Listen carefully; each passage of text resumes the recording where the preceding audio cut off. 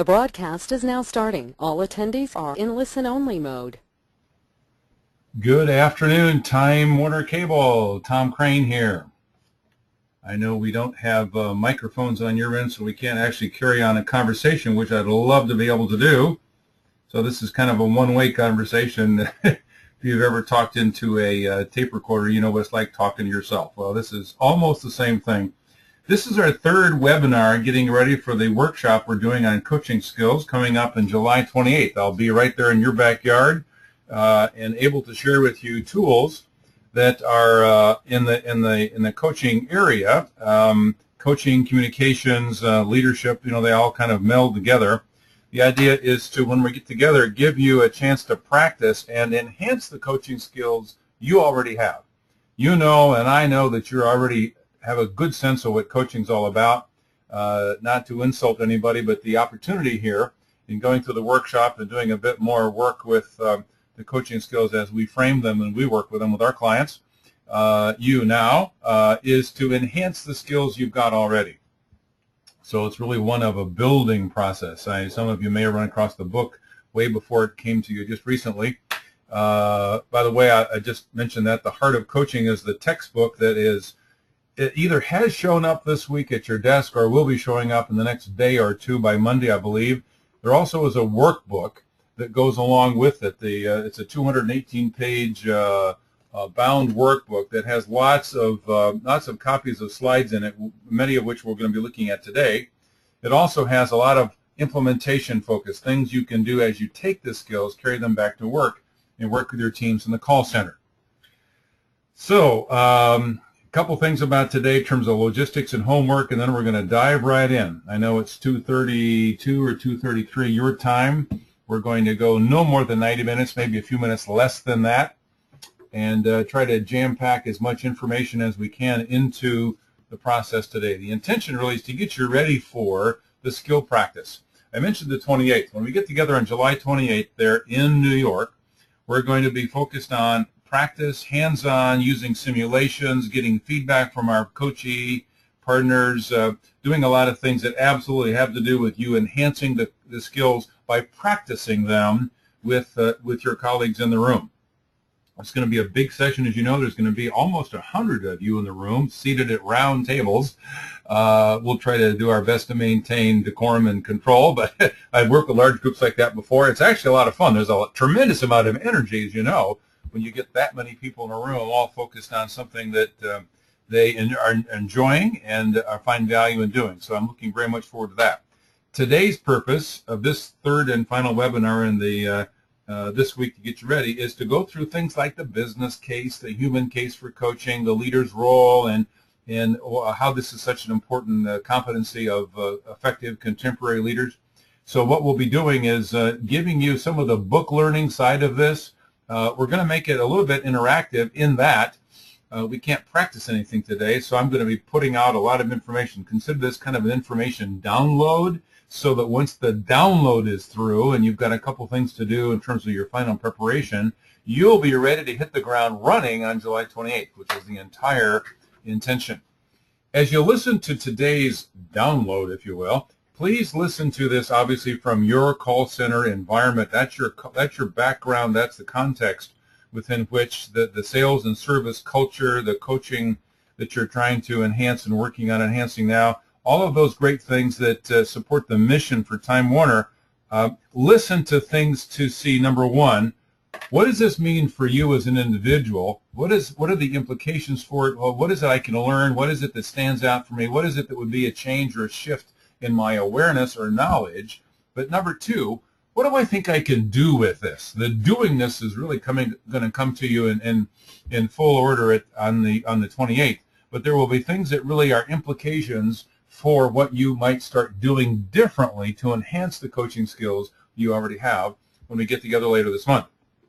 So listen selfishly. What does this mean for you? How can you potentially use this in the way you leverage performance, the way you lead your teams, the way you work with the agents around whether they're solving a customer service issue, a call that came in, or it's a sales opportunity they're trying to uncover and optimize sales on the same call. So that's kind of where we're going today and what our purpose is. Talked about the workshop. This is being recorded so that we'll be able to have anybody who missed it pick it up sometime later. I think I shall have that link by Monday, so I'll send it off to Charles and the director team so that it's available to folks again that did miss it. One thing I'll mention to you right now, there is a poll, now not a polling place, but there's a question place down on your right-hand side. You see the place where it says questions. Well, there are places where I'm going to actually ask you to input information, either type in keywords or punch in a number, and then just basically simple that and hit send or submit so that the information gets sent off. It's a way to make it interactive and us gather data as we go through just the few select slides we're going to touch on today.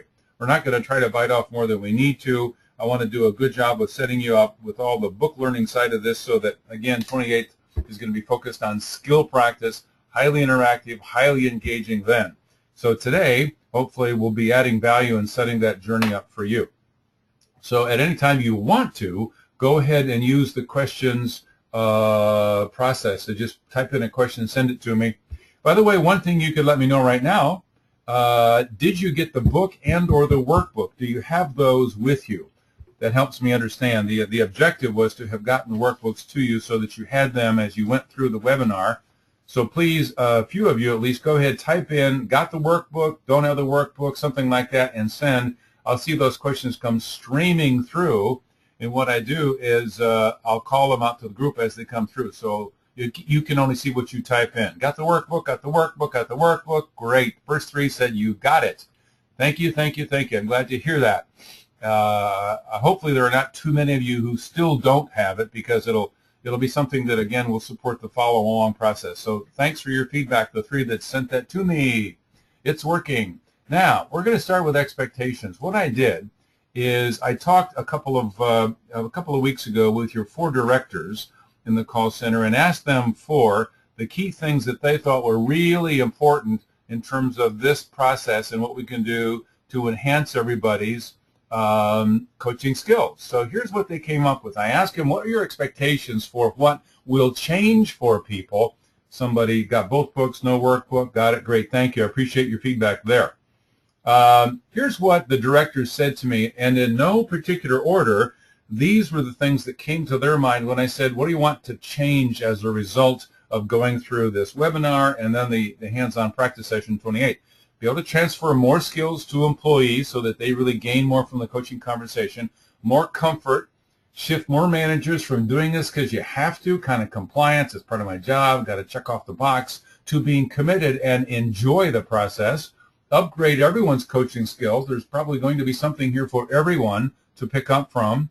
This is seen by the directors as a way to assist growing and shifting the Time Warner culture. As you're shifting the culture, coaching is one of the things that actually is a propellant. It inspires, it gives you the conversation tool to sit and talk about how the culture is shifting and how the culture needs to continue to shift. So you really coach people through culture change. So it's a vital skill. Learn ways to better interact with the different generations, support more follow-up and follow-through on the topics with your agents. Embrace coaching as a priority, not just a to-do, not a necessary, but a priority for the day and the process and your job as a leader. See how this is truly an investment, even more constructive in the way we deliver feedback. You leave coachees knowing exactly what to do after the coaching conversation. That is so key, so that there's a real clear game plan in the process. So those are what the directors said. I'd like to have you think about what's in this for you. What are the things that you'd like to make sure you take out of this face-to-face, hands-on skill practice workshop on July 28th? If you've got some things, you can note them. We're going to be going through the workbook, and I'll let you know what page we're on as we go through. So build upon this expectations list for yourself.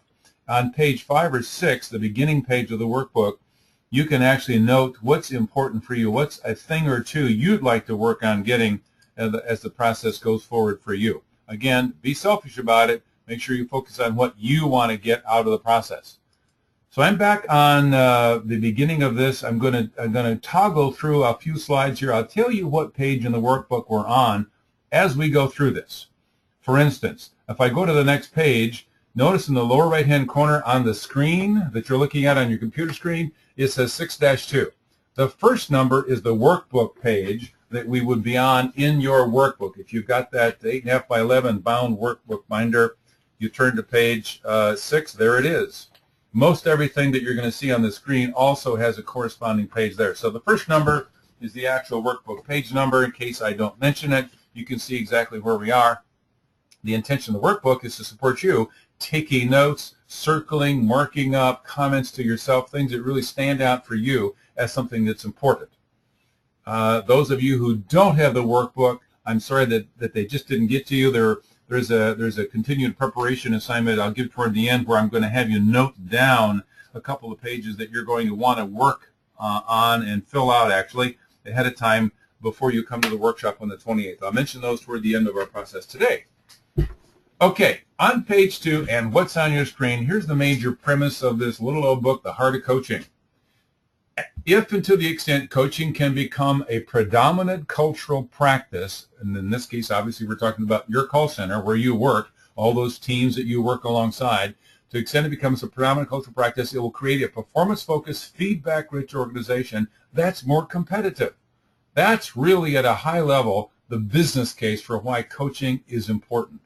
It is the one deciding thing that I have found, this along with accountability, which we'll spend time on in our workshop too. These two together, but primarily coaching, is the single most important skill, competency, communication skill, frame this any way you'd like to, that absolutely allows people to sit down face-to-face, deliver feedback, talk through things, their experiences, debrief what their experience has been together or with your customers, and then make things better.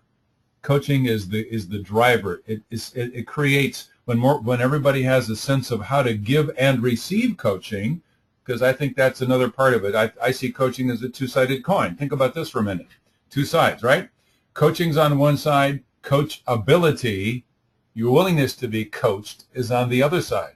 I think if you want to really include and integrate coaching into your culture, it takes leaders like you, those of you who are on the phone, really being committed to, not only is this important for me to coach others, I guess I better walk the talk. I need to show up coachable.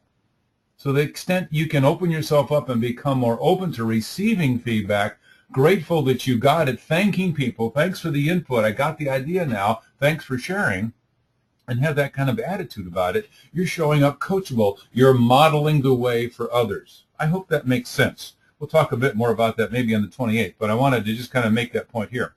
So the idea is, if it's a predominant cultural practice, it's modeled at the top, people above you, around you, below you, everybody gets what coaching is. You all end up having the same vocabulary, the terms, the words, and the process skills that we'll be practicing on the 28th to give and receive feedback. It really is kind of that straightforward and that simple.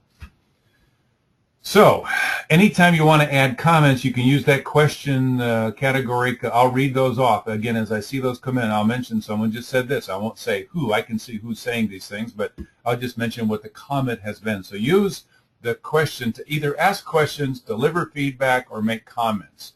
And I'll report those out as they go. I've got that set up, so I'm looking at it most of the time. Okay, here we go. Let's keep going forward. I'm going to change pages in the workbook and go to the next page. It is something I'm going to skip. I'm going to skip this page 7. I'm going to skip a number of these. Some of you on page 8 now would have had experience with professional coaching, kind of left-hand side. That's a specific genre, the professional coaching, where you work with somebody as the coach. They're your client. You use third-party assessments. The client's accountable for making changes, and it's really about how they develop themselves. That is the professional coaching genre, and it's not what the Heart of Coaching is about. The Heart of Coaching is about the right-hand side, the genre I'm calling collegiate